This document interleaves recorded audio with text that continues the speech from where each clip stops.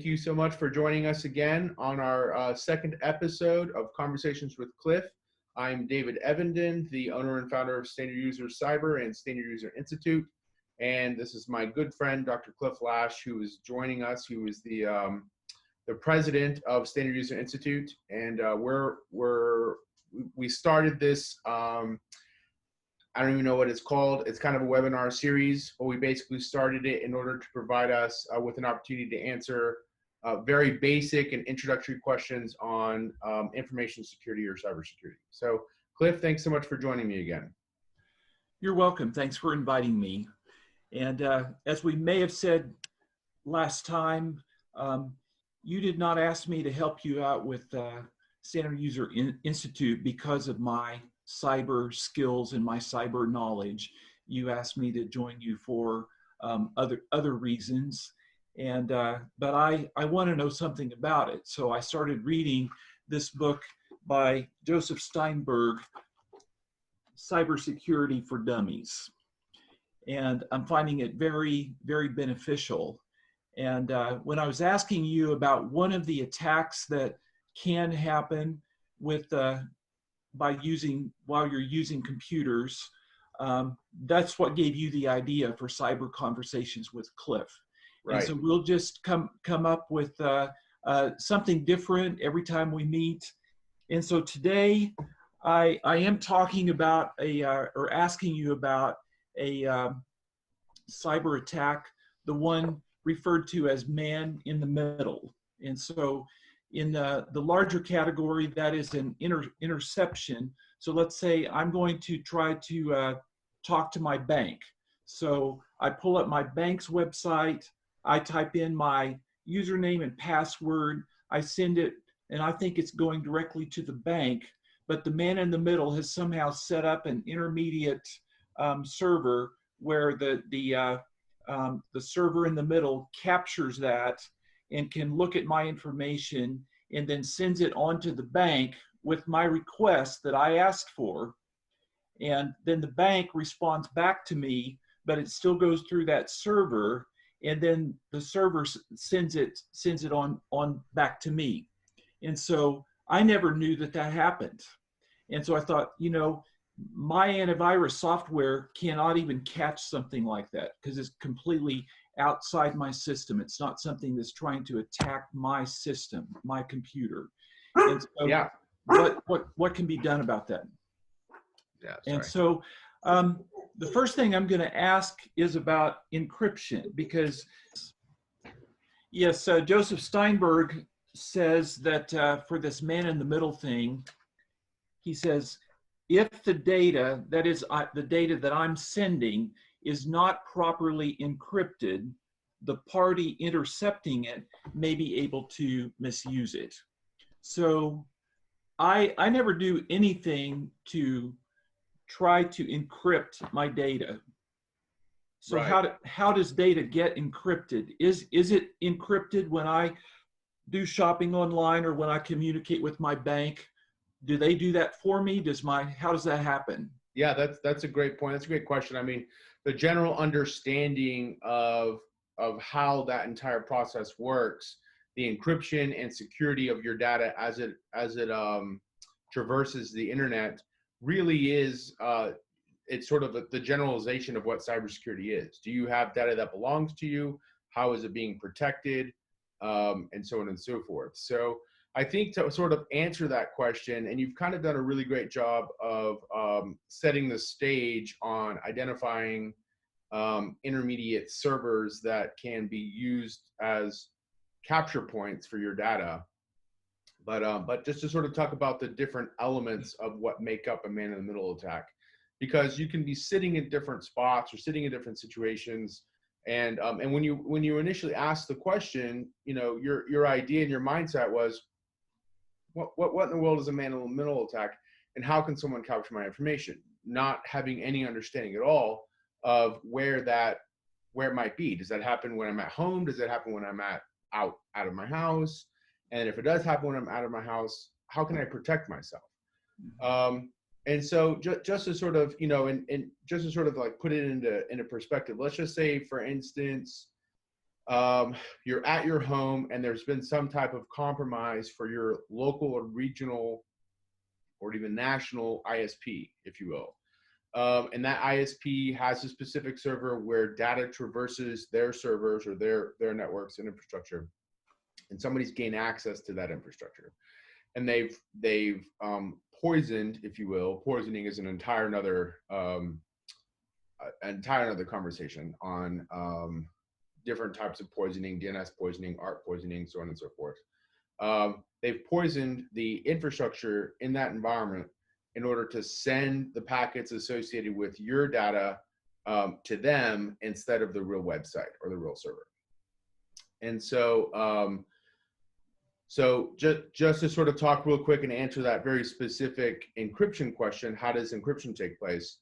Well, what actually happens, and you can generally tell this between the differences between like HTTP and HTTPS. HTTPS is using an SSL certificate, and that's an entire stop another. just a second. Yeah. Say that again a little bit slower. So the difference between HTTP and HTTPS. Right. Yeah. So the HTTPS is your encrypted traffic that's using, depending upon what level of, how do you say that? What level of trust, if you will, that the certificate has. If it's a self-signed cert for that local server, then it's low trust. No one's going to trust that. That's when you get your, this certificate is out of date or invalid or not trustworthy. The way that you get trustworthy certificates is you'll go to a certificate signing authority, Symantec, Komodo, Microsoft, so on and so forth. And then there's something called EV, which is like extended validation. They're doing extended validation on the organization or the person purchasing that certificate. So that way, when you're browse to it, I'm sorry, the extended validation might actually be for local executable signed certs, which is not what we're talking about. We're talking about SSL certs. Sorry about that. There might also be an extended validation in the SSL for HTTPS signed certs, but I don't actually know if that's true or not. So anyway, so you get a signed cert, and you'll post that to your website. So now you browse to the website, and you can be sure that the domain name and the, maybe even the IP address, depending upon how the certificate is configured, that you have solid encryption between that domain, where that website is, and your web browser. So let me ask a question there. So 2 questions. So in the first place, if you're on just plain old HTTP, it may not be all that secure. Well, actually, that's not even a true statement. If you're on HTTP, you're not secure. There's no encryption whatsoever on HTTP. If you were to send something over HTTP and I were to be somewhere where I can see that traffic, and you send a password, I'm getting that password. Okay. Yeah. So is that something that people ought to watch when they're sending sensitive information over the web? Just make sure that they're on an HTTPS site. Yeah, it's not even though just the immediacy of the HTTPS. You need to also verify if your browser says not secure, but you look at it and it says HTTPS and it says not secure, then it's not secure. Just because it says HTTPS doesn't mean it's absolutely secure. You need to make sure that the cert is signed, that's a trustworthy certificate and an authority. So for instance, there's large organizations. Go ahead. So if a site has their security certificate is up to date and everything, does that mean that you are both of you are completely immune to the man-in-the-middle attack? That's a great question too. I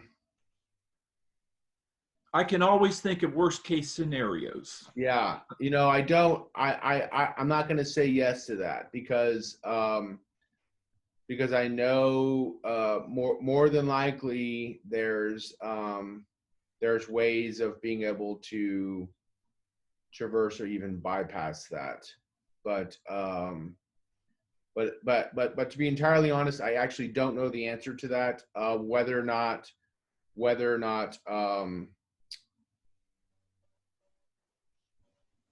yeah. Well, so actually, I would say to answer your question very specifically, no, it does not mean that. Because let's just say, for instance, you're going to, or I don't want to say an actual bank name, but let's just say, for instance, you're going to bank1000.com. It's your bank, your local bank. It's where you're at, and in the process of going there, you type it in. Hey, I'm gonna go to this really quickly, and then you actually type in bank100.com. But bank100.com is what you call a watering hole site where people might go to, and just sort of they sit there, they stand it up, and it looks exactly like bank1000.com. Everything about it looks and feels exactly like the same thing. In reality, on the back end of that connection, it is sending everything back to your bank, and it's sending everything back and forth between that server and you. And so everything feels like, and they've purchased and they own the search, and everything looks legitimate, and it got the green line and the HTTPS and everything says secure. When in reality, you're actually connecting to a man-in-the-middle attack, and you just don't know it. So in that case, I mean, can they see your information?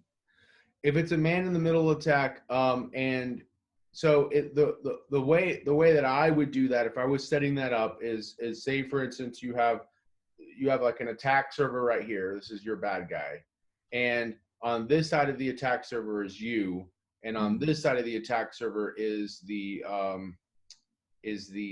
actual website, the legitimate website. So what I would do is I would drive traffic in. I would establish a secure connection here in this server, a secure connection with this website, and I would establish a secure connection with you over here. And then as I received information from you over here, I would then place it into this new secure connection. And then every time that I receive something back, I would just send it back and forth. But this process in between is not secure. I'm capturing this information and I'm sending it back through. I'm capturing this information and sending it back through. So you're getting the information over here legitimate, and the information over here doesn't. It seems legit. You have your cookie, you have your whole deal, you have everything that looks right. So you might submit, let's just say, for instance, even if you were like submit a transfer or something like that. And this is kind of the way that I want to submit it.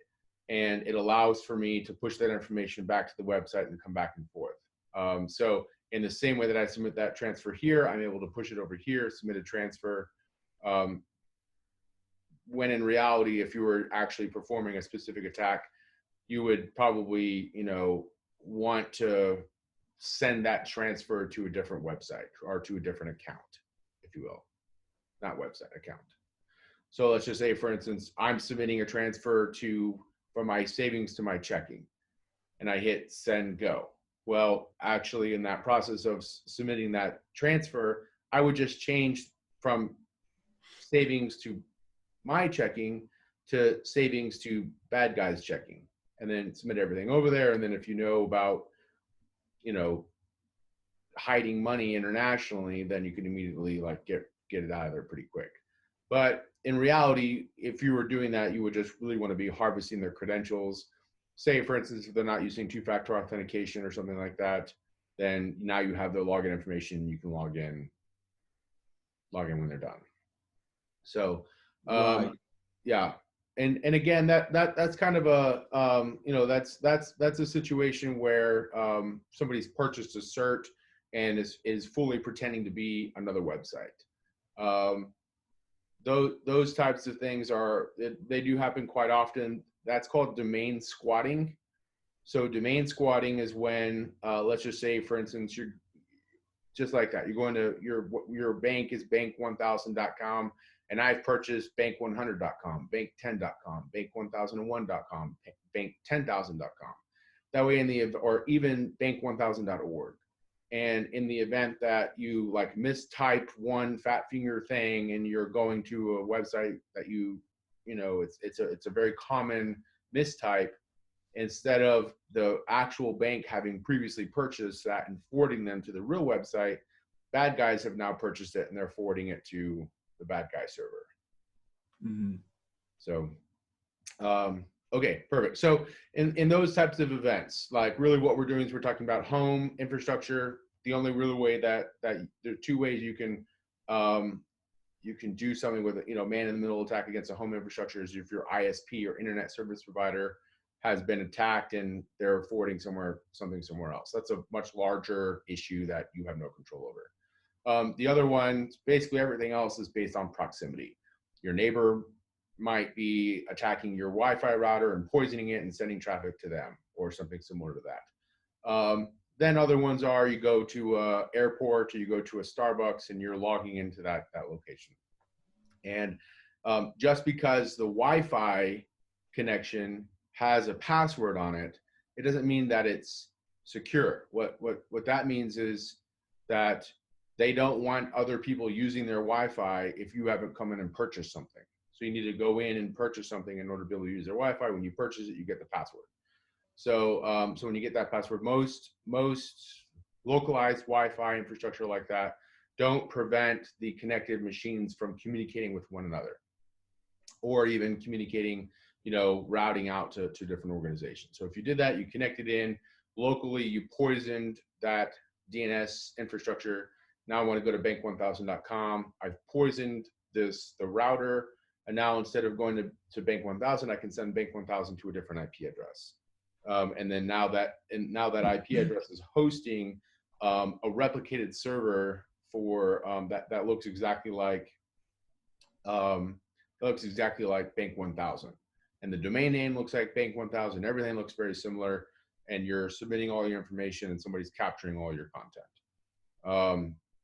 Generally speaking, in those types of situations, they could be drive-bys, they could be man-in-the-middle attacks, but what you'll generally see is the website itself for a watering hole, for instance, might look exactly like the normal one. And you go in and you enter in username and password and you hit log in. And what happens in those situations is might be a phishing campaign or watering hole, whatever it is. When you hit submit, what that username and password does is it gets stored or it gets sent off to the attacker, and then that submit button then forwards you to the real website and with fake information, and it says, sorry, your information cannot, wrong username and password.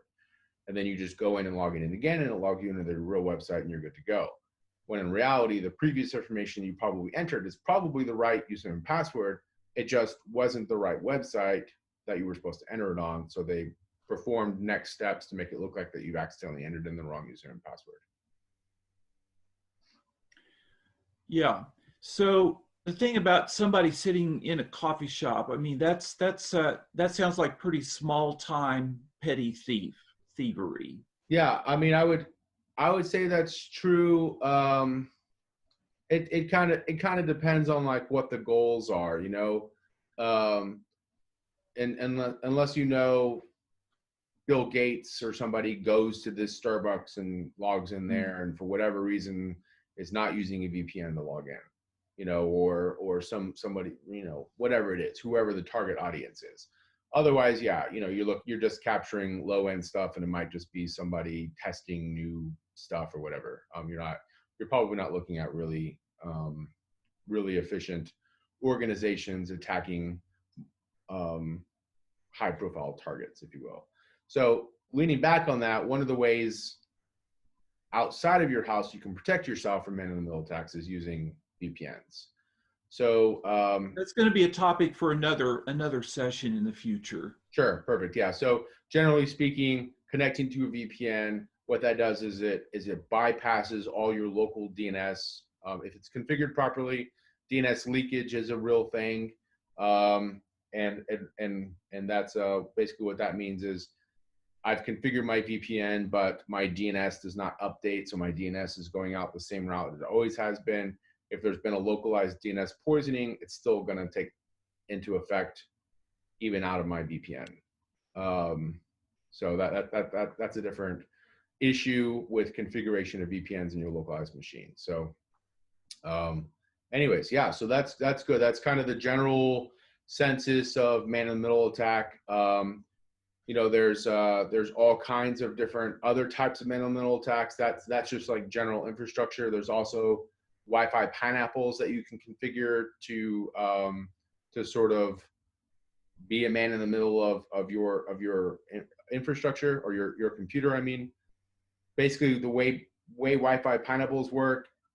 Generally speaking, people think that of my local computer, I'm going to connect to a Wi-Fi and I'm going to click yes, always connect. What people think in their brain is that Wi-Fi is coming down to communicate with my machine and says, this is my name. Are you pre-configured to connect with me? And the computer says, yes. Okay, I'll go ahead and connect. When in reality, what's actually happening is your computer, whenever you do that, your computer is broadcasting out all of the names that it's pre-configured to connect to. And if you're one of those names, then you initiate a connection. So all you have to do is listen and say, I hear one of those names. I see you're saying, I want to connect to David's home Wi-Fi. And then the Wi-Fi pineapple says, yes, I'm David's home Wi-Fi. And then you say, okay, great. I'd like to connect to you. Here's my authentication. And I say, you could literally send whatever you want. And he says, sure, sounds good. You're allowed to come on in. So come on in. He connects to it. What has to happen in that Wi-Fi portion is that Wi-Fi has to have an internet connection out somewhere else. And all it does is it routes all of your traffic out through the internet, but everything goes through that Wi-Fi. Okay. I think on this topic, we might come back to this in another session sometime. Sure. Because just the whole topic you're talking about is, how to be safe, when you're using Wi-Fi in a coffee shop. Right. I mean, you can get yourself pretty worked up or nervous about all the many kinds of cyber attacks that there could potentially be out there, and identity theft. And I've known people that have had their identity stolen or had something happen, and it's pretty awful. But it's not like it happens to everybody. It's not like it happens necessarily even a lot. I think it's like, in some ways, it's like this pandemic that we're in the middle of right now. I mean, how many people in this country, what's the potential for how many might actually contract the disease? Is it 1 million? Is it 2 million? And when you think about that number in relation to how many people live in this country, what is it, 360 million? It's a minuscule amount. So there's like hundreds of millions of people that are probably not even going to catch it. And but that's not to minimize its risk, because it's a risk to absolutely everybody. Anybody is, but what are the things that we can do to try to avoid it? And I think that's what we're talking about with cybersecurity. What can we do? What steps can we take to keep ourselves as safe as possible from catching a virus or some of these other attacks? So I hope that was a good way to explain it, but that's what I've been kind of thinking about lately. Yeah, that's great. That's a good perspective. It's good thoughts. Never think that you're too small to be attacked, because if you think to yourself, I'm not important enough for somebody to break into my car, where crimes of opportunities take place. Low-level crimes are crimes of opportunities. You have a person just testing out skills, wanting to do something, doesn't really care about the law. That's kind of where you're sitting at if you think that's true. Okay, so just to kind of wrap up this man in the middle thing, it's not something that happens on your system. It's not something that happens on your bank system. It's somebody that's literally in the middle, capturing and redirecting the information. And it sounds to me like most of us are probably relatively safe from that actually happening, but we need to make sure that when we go to our bank, we're on the actual website that we type it in, we make sure we're at the right spot before we start trying to do business. Right. Yep. Absolutely. That and if you're in public locations, my general rule of thumb is don't do banking or highly sensitive stuff in public locations, just because yeah, people can look over your shoulder or anything like that, but also man in the middle. And if you do have to, and you put yourself in a position where there's a wall behind you and no one can see you, still make sure you're using a VPN before you go to it. Okay. All right. Thank you very much. Very, Yeah, very, all right. very helpful answers today. Okay, awesome. Thanks, Cliff. Thanks for joining me. You're welcome.